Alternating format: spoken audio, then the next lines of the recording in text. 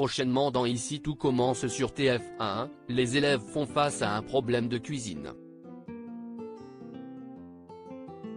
Désormais, l'institut compte 3 promotions et un master et il est difficile pour les étudiants de réserver un créneau pour s'entraîner. Ainsi, Antoine, Frédéric Diefenthal, a pensé à utiliser les anciennes cuisines, situées sur l'aile ouest de l'institut. La faisabilité du projet a été confirmée par Joachim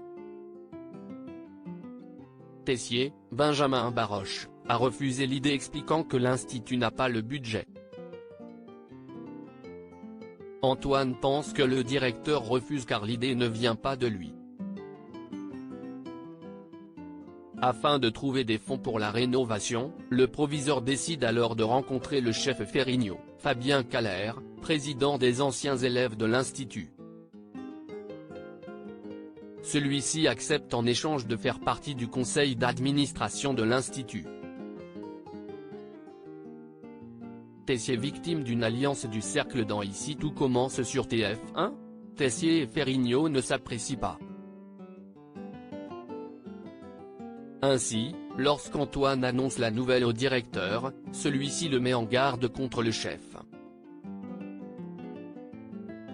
Mais le proviseur a pris sa décision avec l'appui de Clotilde et Rose, Vanessa Demouy. Le lendemain, Tessier se confie à Constance sur ce marché passé entre Antoine et Ferrigno. Pour sa femme, il est logique que Ferrigno a un droit de regard en tant que président des anciens élèves de l'institut. Mais, Emmanuel sait que Ferrigno le déteste depuis qu'il a fait dissoudre le cercle avec Auguste Armand. Il explique que tous les membres du cercle se sont mis d'accord pour se lier contre lui. Il confie à Constance, Sabine Perrault, que Ferrigno fait toujours partie du cercle suite aux révélations d'Enzo. Tessier pense qu'il n'a jamais réussi à ouvrir une boutique à son nom pour cette raison. Le directeur pense avoir été victime d'une machination. Des retrouvailles explosives pour Tessier, Antoine à la tête de l'institut ? Tessier est certain que Ferrigno a un plan et souhaite le doubler avant. De son côté, Antoine retrouve Joachim, Gianni Sabric, et évoque le lancement des devis pour les nouvelles cuisines. Tessier interrompt leur conversation et le proviseur craint sa réaction.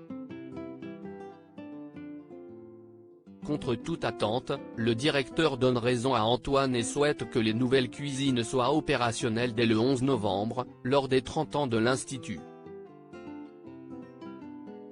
Cela dit, il pense toujours que l'arrivée de Ferrigno au conseil d'administration est une bêtise. Clotilde, Elsa Launeghini, ne comprend pas ce revirement de Tessier et cherche à connaître sa motivation car elle sait qu'il n'aime pas Ferrigno. Emmanuel lui explique qu'il faut être proche de ses ennemis et prépare donc un plan. Par ailleurs, Antoine et Rose retrouvent Ferrigno au coffee shop. Le proviseur veut donner aux élèves tous les moyens afin qu'ils puissent travailler. Ferrigno estime qu'Antoine ferait un bon directeur et explique qu'il suffit les bons appuis au bon moment. Après son départ, Antoine se demande si Tessier n'avait pas raison sur le chef. Il craint avoir fait entrer le loup dans la bergerie. Ferrigno et Tessier se retrouveront à l'occasion des 30 ans de l'Institut. Ici tout commence est à retrouver du lundi au vendredi à 18h40 sur TF1.